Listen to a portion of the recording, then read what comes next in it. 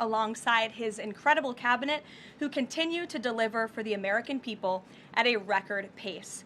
Later in the afternoon tomorrow, the president will make an announcement in the Oval Office on his initiative to create Trump accounts to give the next generation of Americans a jump start on savings. It will be a very exciting announcement indeed, especially for all of the parents across the country with young children and babies. On Thursday, President Trump will host the presidents of the Republic of Rwanda and the Democratic Republic of Congo to sign the historic peace and economic agreement that he brokered. On Thursday night, the President and the First Lady will celebrate one of America's greatest traditions, the lighting of the national Christmas tree on the Ellipse. And on Friday, President Trump will attend the FIFA World Cup final draw at the Kennedy Center. You all will be seeing and hearing from the President every day this week, so you have me today, and then he will take on the rest of the week himself. Next, I would like to address the horrific tragedy that took place in our nation's capital that last week. A foreign terrorist that the Biden administration failed to properly vet ambushed two members of the West Virginia National Guard who were honorably serving here to keep the residents and visitors of Washington, D.C. safe.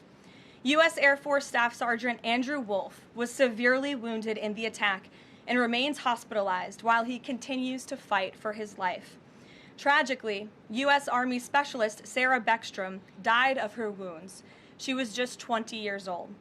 President Trump and the entire White House are praying for Andrew's full recovery at the request of his parents and their personal phone call with the president over the weekend. And we are keeping Sarah's family and friends in our prayers during this unimaginably difficult time. Sarah and Andrew represent the very best of America, two young patriots who were willing to put on the uniform and risk their lives in defense of their fellow Americans.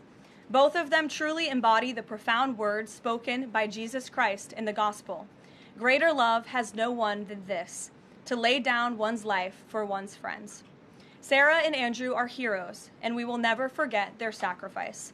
That means ensuring the monster responsible for this atrocity is prosecuted to the fullest extent of the law and faces the most severe punishment possible. It also means reckoning with why this atrocity was allowed to happen in the first place, so that it may never occur again. Here are the facts. The terrorist who gunned down American soldiers blocks away from the White House in an ambush was an Afghan national who was flown into our country by Joe Biden's administration in September 2021 in the chaotic wake of their botched withdrawal from Afghanistan. One of the most embarrassing moments in the history of our great country. Joe Biden's historic failure in Afghanistan continues to haunt this country and our men and women in uniform. Not only did this surrender lead to a suicide bombing that killed 13 American heroes in Kabul, but now National Guard troops were shot on U.S. soil by the same kind of enemy. We continue to live with the deadly consequences of Joe Biden's horrific leadership. Nearly 100,000 Afghans were recklessly released into the United States with little to no vetting. There was no regard for the disorder and violence that this would unleash on American communities and American culture. Reportedly, thousands of these strangers and unknown individuals were flagged to the Biden administration for national security, public safety, and fraud concerns. But the terrifying truth is that the Afghanistan debacle is just a small part of Democrats' complete and total betrayal of the American people during the Biden years. The tragedy that we just witnessed the day before Thanksgiving is a reminder that untold thousands of terrorists, gang members, and criminals were invited into our country and remain here to this very day. The border is now secure, thanks to President Trump, but the threat in our interior remains real and urgent. These public safety threats are already inside our land. And President Trump was elected on a promise to find and remove them. And he has already taken significant steps and made significant progress towards fulfilling this promise.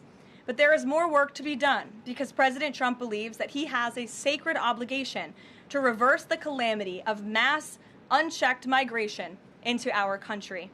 As a result, the Trump administration is now actively re-examining all of the Afghans imported into the country by Joe Biden. Any individual who threatens our national security or our citizenry will be subject to removal. President Trump has already permanently paused migration of foreign nationals from third world countries that pose a very high risk to the United States. For too long, past American presidents supported self-destructive immigration policies that allowed foreigners who outright hate our country and have no interest in assimilating into our culture. They've allowed these individuals to flood peaceful American communities. This disastrous approach has drained our welfare program, driven up the cost of housing, suppressed wages, and jeopardized the safety of law-abiding American citizens. In fact, according to a new bombshell report from the New York Times, Somalian migrants in Minnesota have defrauded nearly $1 billion in taxpayer-funded benefits under Democrat Governor Walz's leadership. President Trump is putting an end to this dangerous America Last approach. His position is rooted in common sense. In the wake of last week's atrocity, it is more important than ever to finish carrying out the president's mass deportation operation. America cannot allow millions upon millions of unvetted illegal aliens to be rewarded with amnesty after they broke our nation's laws to come here. They must go back to their home countries. It is also essential to immediately address the massive fraud and corruption that has been going on for decades in other aspects of our immigration system, most notably when it comes to asylum claims. Millions of people who have come here under false pretenses are told blatant lies now enjoy temporary legal status. President Trump is ending this scam as well, and I would point out that the Democrats have tried to block this administration from doing so at every turn with lawsuit after lawsuit. The hard truth is that even when it comes to our legal immigration system, past presidents have failed to ensure that all prospective citizens love America, will add value and contribute to our communities, and will assimilate into our culture.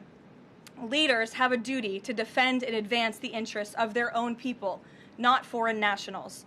Leaders also have a duty to preserve the integrity and character of our nation's national identity.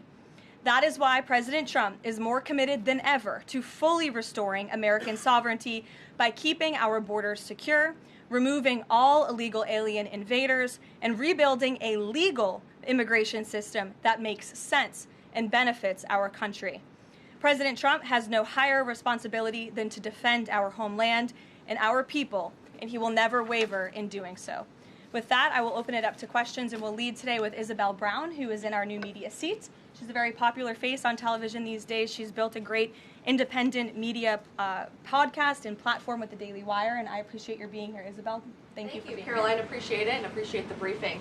Many Americans, in light of these recent events that you just mentioned, are starting to say that we are being invaded as a country, culturally and logistically, when it comes to immigration. And we know that immigration without assimilation is indeed invasion. So given the recent remarks from Vice President Vance on a college campus about dramatically reducing legal immigration to address some of this crisis, and President Trump's Truth Social post last week about individuals who may be non-compatible with Western civilization, are there any conversations happening or plans being made behind the scenes for the administration to implement at least a temporary immigration moratorium, for example, in light of what the American people might be calling for? So, Isabel, it's a great question, and I think I spoke a little bit to the heart of your question in my opener there. I would add that the Trump administration has done more to limit migration, both illegal and legal, than any administration in history. And I'll just walk you through some of the actions that we have taken thus far. Number one, the Trump administration issued a travel ban for 19 countries, including Afghanistan, special immigrant visas, which is a legal pathway to get here, which we know many Afghans have utilized to come into the country, have now been paused since the tragic shooting last week. Refugee admissions were suspended for Afghans from this administration on day one, and refugee admissions into the country right now are essentially at zero, with the exception of Afrikaners fleeing persecution in South Africa. The State Department has also heightened their scrutiny and vetting of all visas and have revoked visas, as you know, for those who do not align with our country's national interests. The Secretary of State has the right to do that, and we've taken unprecedented action to do just that. We are also now pausing all asylum adjudications for additional vetting as well. And so additional actions I don't have to read out for you today, but I would just remark that the president has made tremendous progress on this front.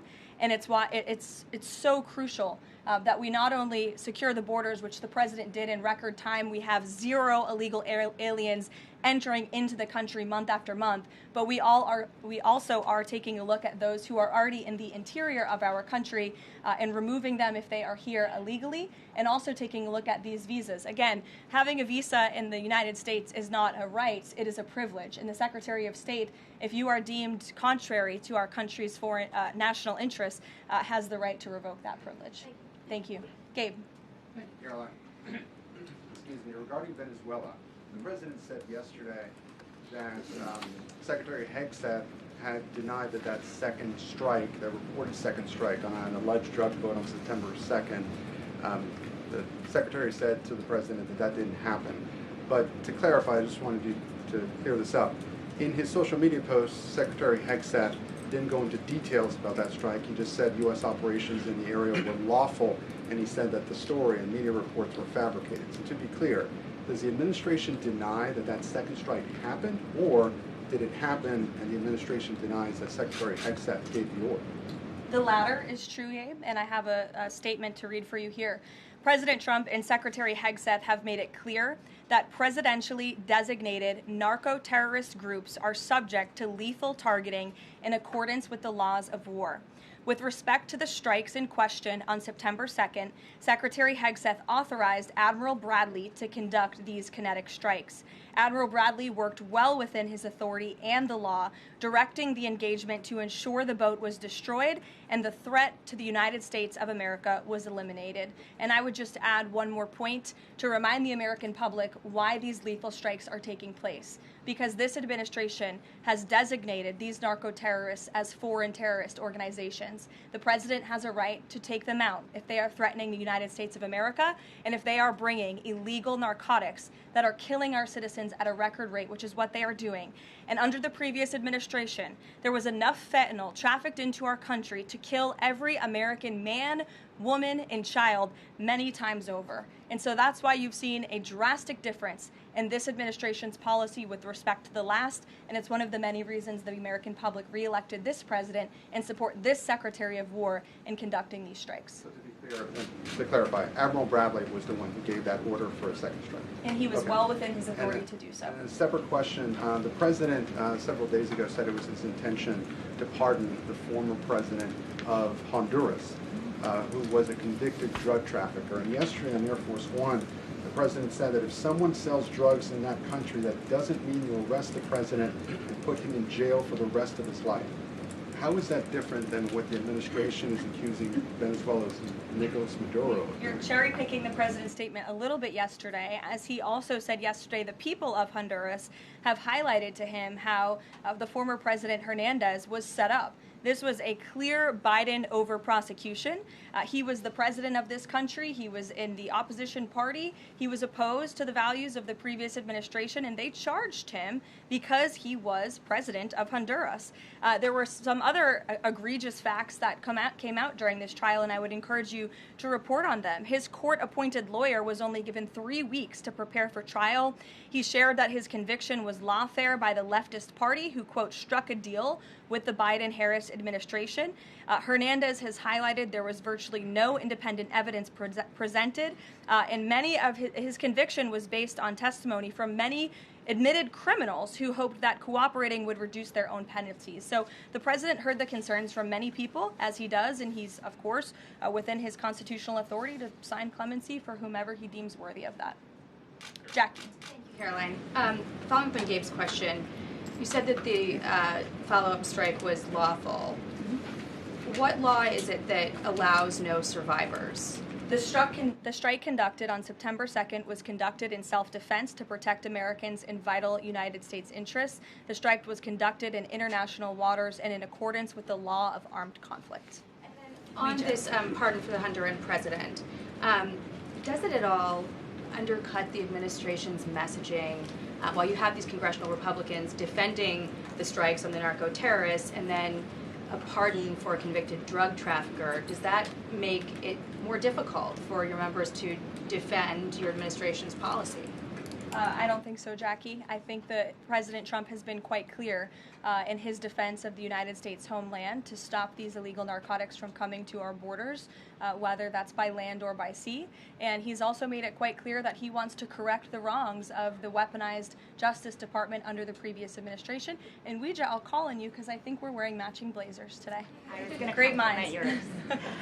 Thank you, Karoline. Sure. So just to be clear, to clarify on Jackie and Gabe, did Admiral Bradley order that second strike because there were still survivors after the initial strike? Again, as I read for you, Admiral Bradley worked well within his authority in the law. He directed the engagement to ensure the boat was destroyed and the threat of narco-terrorists to the United States was completely eliminated. So was the initial order from Secretary Hegseth, everyone be killed, and did that come from President Trump? I saw that quoted in a Washington Post story. I would reject that the Secretary of War ever said that. However, the President has made it quite clear that if narco-terrorists, again, are trafficking illegal drugs towards the United States, he has the authority to kill them. And that's what this administration is doing. And can I Danny? follow up on the MRI? Because President Trump yesterday said that he would release the results of his MRI. Is that happening right now? It is happening right now. As part of, and this is a summary from the President's physician, and we will release it right now. I think my team has it teed up for all of you. I'll read it for you, and then you'll get it physically as well. As part of President Trump's comprehensive executive physical, advanced imaging was performed because men in his age group benefit from a thorough evaluation of cardiovascular and abdominal health. The purpose of this imaging is preventative, to identify any issues early, confirm overall health, and ensure the President maintains long-term vitality and function. President Trump's cardiovascular imaging was perfectly normal. No evidence of arterial narrowing impairing blood flow or abnormalities in the heart or major vessels. The heart chambers are normal in size, the vessel walls appear smooth and healthy, and there are no signs of inflammation or clotting. Overall, his cardiovascular system shows excellent health. His abdominal imaging is also perfectly normal. All major organs appear very healthy and well perfused. Everything evaluated is functioning within normal limits with no acute or chronic concerns. In summary, this level of detailed assessment is standard for an executive physical at President Trump's age and confirms that he remains in excellent overall health. Again, we will provide that to you. I think that's quite a bit of detail, and in the effort of transparency, the President promised it last night, and we have delivered today. So there you go. Danny. Thanks, Karoline. Just going back to Venezuela, can you confirm that President Trump is going to be hosting a meeting of his national security team in the Oval Office today on Venezuela? And what are they going to discuss? Are they hoping to reach a kind of final decision on that? Out of the effort of transparency, I will confirm that the President will be meeting with his national security team on this subject and on many matters. He meets with his national security team quite often. He's the commander-in-chief. It's part of his responsibility to ensure that peace is ongoing throughout the world. I'm definitely not going to detail the specifics of a meeting between the President and his national security team that's taking place in the Oval Office, but I'm happy to confirm that meeting is taking place for you. Can you tell us, is there still, what's the position on whether US troops on the ground is a possibility there? Is that, I know you've answered that before, but what's the current operative In status? Venezuela? I think my previous answer stands. There's many options at the President's disposal that are on the table, and I'll let him speak on those. Ed. Thanks, Caroline. The U.S. announced a trade framework deal with the United Kingdom on pharmaceuticals, where they will pay 25% more, and the savings theoretically will go back to American consumers. What guarantees are in that savings will in fact go back to the American consumer and not be sucked up by the company? I'm going to be honest with you, Ed. I'll get you the answer to that question after the briefing. So the American Rescue Plan, Sure. funded a number of universal income. Kush will get you that answer, right, Kush? My trade guy over here.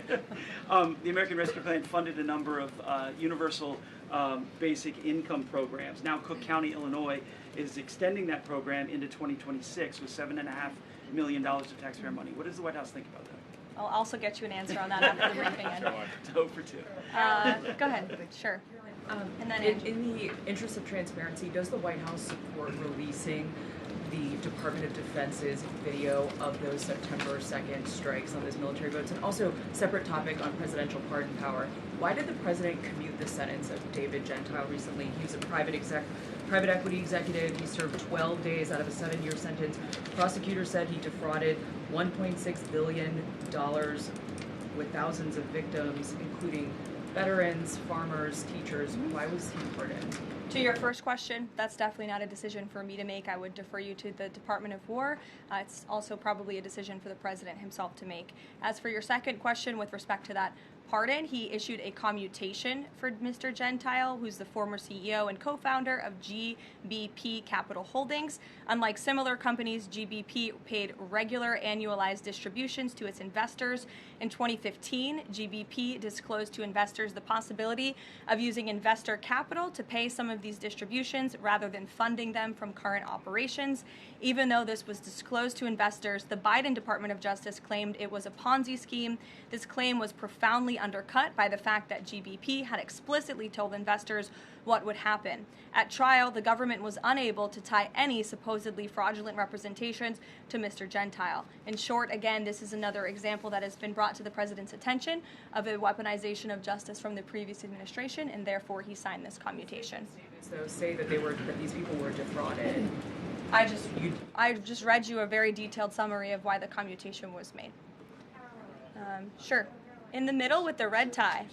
Thank you, Caroline. Okay, Andrew, go ahead, and then you. In wake of Congresswoman Marjorie Taylor Go ahead Greene's early resignation, reports last week indicated that other House Republicans might consider doing the same. Does the president have any concerns in light of those reports about other House Republicans potentially leaving early, as well as the other announced retirements that we saw in the last couple of days? Look, I think the president maintains very good relationships with the vast majority, maybe with the exception of one or two. I think many in this room know who I'm referring to. Very good relationships with members of Capitol Hill within the Republican Party. And the president clearly is the unequivocal leader of the Republican Party. I think it was a recent CNN poll that actually showed that more than 90% of Republicans continue to support President Trump as the leader. So he maintains very good relations, as does his entire team here at the White House. And of course, we have a very slim margin in the House, and the president wants that to continue. Andrew, go ahead. I've got two for you. Sure. First, on the Venezuela strike. You said that second strike was in full accordance with the law of armed conflict, but the Navy's own manual of law of war says that specifically firing on survivors from a wrecked vessel is an example of a war crime that's forbidden under U.S. law and the law of armed conflict. So how was that second strike in following law of armed conflict and then second on immigration? Again, Andrew, I would reiterate to you the strike was conducted in international waters and in accordance with the law of armed conflict. And since somebody asked about Congress, and it's sort of related to Venezuela, I also want to add that Secretary Hegseth spoke with members of Congress who may have expressed some concerns over the weekend. And there have also been 13 bipartisan briefings to Congress on the Venezuelan strikes. There have been a number of document reviews for members of Congress to review the classified DOJ Office of Legal Counsel opinion and other related documents. 29 senators and 92 representatives have reviewed those documents, which is about 2/3 of those are Democrat members, and they have been made available to all 100 senators, all 435 members of the House, and to general counsels of the relevant committees on a bipartisan basis for their review. On immigration, during your topper you said, and I quote, "Leaders also have a duty to preserve the integrity and character of our nation's national identity." Can you explain what you mean by our nation's national identity and integrity and character, and how would refugees, people coming from war-torn places who are seeking a safe haven in America, like many of our forebears in this room, not add to our nation's integrity and character of our national identity? I'll tell you what does not add to our nation's character and integrity is refugees who come here under the alleged plight of asylum and fleeing persecution and then come to the United States to abuse our system and rip off American taxpayers. And as I pointed out, the New York Times, to their credit, it was about 6 months too late, but they did write about how Somali immigrants in Minnesota have been ripping off American taxpayers. In fact, 86 people have been charged in a rampant and widespread fraud scheme spanning multiple programs in Minnesota. Of those 86, 78 of those people are Somali, 91% of them charged. So far, 59 of those people have been convicted for their roles in fraud plots that have stolen $1 billion from taxpayers. In one scheme, and this is egregious, a nonprofit and its affiliates with these Somali migrants claimed to have fed tens of thousands of American children during the pandemic. They were reimbursed for those meals by taxpayers. However, federal prosecutors found that almost all of those meals were never even delivered to hungry children. In fact, those organizations' leaders spent the money on houses, luxury cars, and real estate in Turkey and Kenya. Another scheme involved hundreds of organizations who were reimbursed for services that were supposed to help people at risk of homelessness. Once again, those services were never provided. All of this has happened under Democrat leadership in a Democrat-run state where these refugees, these migrants are coming to the United States. They are abusing our system. They are draining our resources that should be going to law-abiding, taxpayer-funded, tax-paying Americans. And this president is not going to put up with it anymore. Rachel. Thank you, Karoline. Just to follow back up on the Washington Post reporting, so much of the concern from Democrats and Republicans is focused on the survivors. Why won't the administration either confirm or deny or reveal whether or not there were survivors after that initial first strike? And what imminent threat would two survivors pose who were clinging presumably to the wreckage of that boat? Again, as I said, I think you guys are sort of not listening fully to the statement I've provided. Admiral Bradley worked well within his authority and the law, directing the engagement to ensure the boat was totally destroyed and the threat to the narco-terrorists, to the United States, was eliminated. And for any further questions about his thinking, I would defer you to the Department of War. I obviously wasn't in the room for these. Just to follow up, Karoline, just on the administration's policy when it comes to survivors, was there a change in policy after this strike on September 2nd? The Washington Post is reporting that these two survivors were killed after a second strike, but then in October, two people were rescued and returned to Colombia and Ecuador. So was there a decision that was made to handle survivors differently after these strikes? Not to my knowledge, no. Steve. The president confirmed that he spoke to the Venezuelan leader. Are you trying to negotiate his departure? Is there an asylum deal under works? President, as you know, last night on Air Force One, he said, I don't want to comment on that, but I did speak to him in the effort of transparency. So there you go. You got your confirmation. I'll let him speak further if he wishes to on the details of that conversation that took place. Steve Witkoff is headed to Moscow. How close are you to some sort of Ukraine agreement? I think the administration feels very optimistic. Obviously, you've seen, Steve, that the president's entire team, including Special Envoy Witkoff and Secretary Rubio and the vice president and the president himself, Secretary Hegseth as well, have been working so hard on this effort, and they all really want to see this war come to an end. And so just yesterday, Sunday, I believe that was yesterday, they had very good talks with the Ukrainians in Florida, and now, of course, Special Envoy Witkoff is on his way to Russia. This is sort of the shuttle diplomacy that you've seen from this administration play out, where we speak equally with both sides. We've put points on paper. Those points have been very much refined, but as for the details, I will let the negotiators negotiate, but we do feel quite good, and we're hopeful that this war can finally come to an end. Stephen. Thank you, Caroline. I've got a question about Ukraine and then a clarification about immigration changes that are happening. On Ukraine, President Trump very briefly yesterday said that corruption issues there were not helpful to the peace process following the resignation on Friday of President Zelensky's top aide, Andrei Yermak. We were told from your podium in the prior administration that, quote, there is no indication that there's been any kind of widespread corruption involving U.S. resources in Ukraine. What is the Trump administration's view of corruption issues in the wake of Yermak's resignation, and how is that impacting peace talks? Well, look, I think the president has made it quite clear, as he said last night, corruption is never helpful.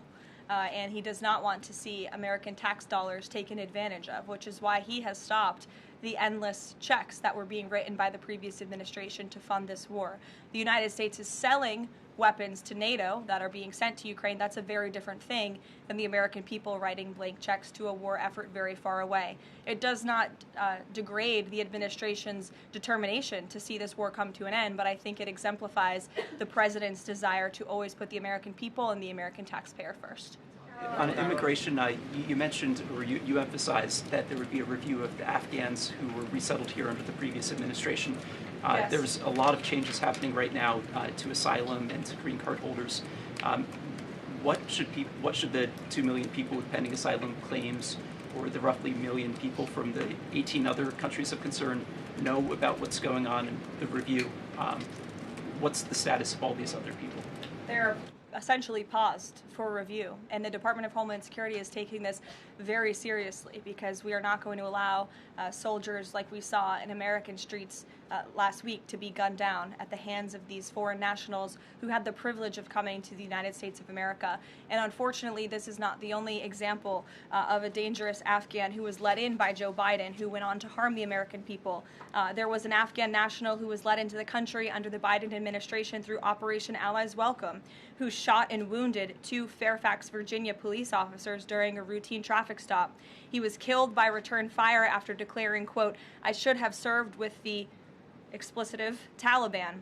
2 Afghan nationals were given legal status by the Biden administration as well, who were arrested and prosecuted for plotting a terrorist attack in Oklahoma just before Election Day in 2024. We all remember that. They possessed hundreds of rounds of ammunition and had pledged their allegiance to ISIS. There was also an Afghan national who was on the terror watch list who was apprehended by Border Patrol in 2024, but then he was released into our country by the Biden administration. Again, let's just highlight the absurdity of that. Border Patrol apprehended a terrorist, and then the Biden administration, because of their lax policies, still allowed him to come into the United States of America. I think everyone in this room, whether you want to admit it or not, does not want that individual living alongside you in your American neighborhood. And that individual was later arrested again after being allowed to live in the U.S. at large for over a year. Another one, a criminal illegal alien from Afghanistan, was arrested by ICE in 2025, convicted of second-degree assault, was previously allowed to stay in the country by the Biden administration. I have several more examples here. I'm happy to provide them to anyone in this room. John. Thank you, Caroline. First of all, happy Thanksgiving to Thank you and your young family. Hope you enjoyed it. I have 2 questions unrelated. The first, back to Afghanistan. My son and I walked by the horrific shooting less than 1 hour before it happened.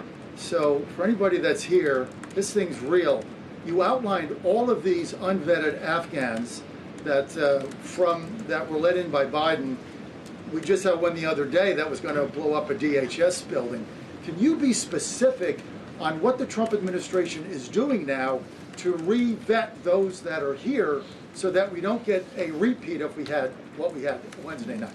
Sure. I can tell you 2 top-level things, and I would defer you to DHS for more of the specifics, as of course they are leading this effort, and I can assure you Secretary Noem is on the ball. I've spoken with her and her team, and they have an all-hands-on-deck effort to having resources go towards this. But we have paused all asylum adjudications, and then of course the special immigrant visas, which we know many Afghans utilize to come into the country under the Biden administration, have also now been paused. And I would just point out one more time that the Biden administration was responsible for the original sin that led to this tragic killing last week, the botched withdrawal from Afghanistan. He was responsible for Operation Allies Welcome, which is something that this White House and the people behind this podium in the last administration fully and wholeheartedly embraced. And they assured the American people there would be no risk or no harm to them. And as I just laid out for you in those many examples, that unfortunately and tragically has not turned out to be the truth. Just ask the families of these 2 brave National Guardsmen,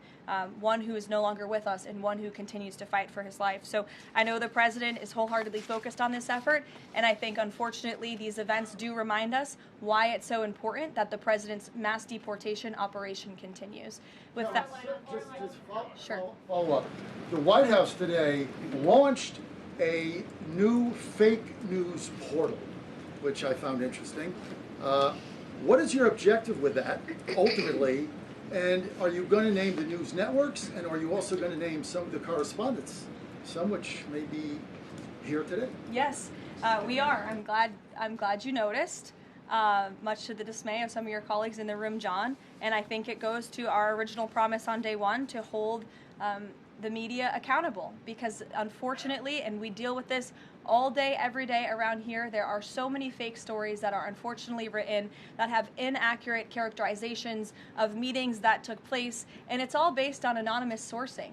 And, you know, the standard for journalism, unfortunately, has dropped to such a historic low in this country. And again, we deal with it every day, where you can have an anonymous source who has no idea what they're talking about, zero credibility, call up a reporter in Washington and say, hey, I heard this, and then the next thing you know, it's on the front page of the New York Times. It's really incomprehensible. We appreciate the journalists, some of those who are in this room who do reach out for comment, who try to get things right, and there are some that remain. But overwhelmingly, the fake news that we see pumped out of this building on a day-to-day basis, it's honestly overwhelming to keep up with it all, and to constantly have to defend against these fake news and these attacks. And I will point out one fake news story over the weekend before I let you all go, from the New York Times that took about 1/3 of the president's daily calendar and his daily schedule and said that he's doing less than he did in his first term, or he might not be fit for the job. That is unequivocally false, and it's deeply unfortunate that this story was written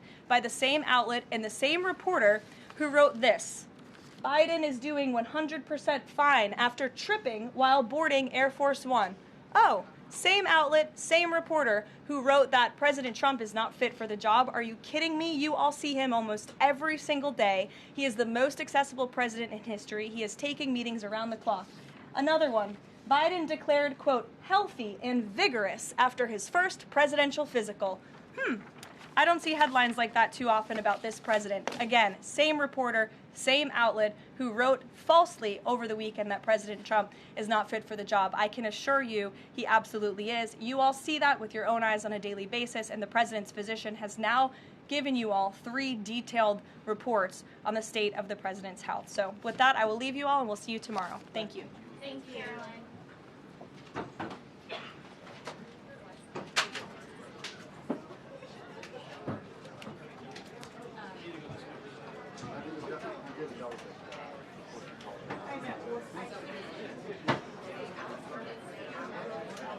I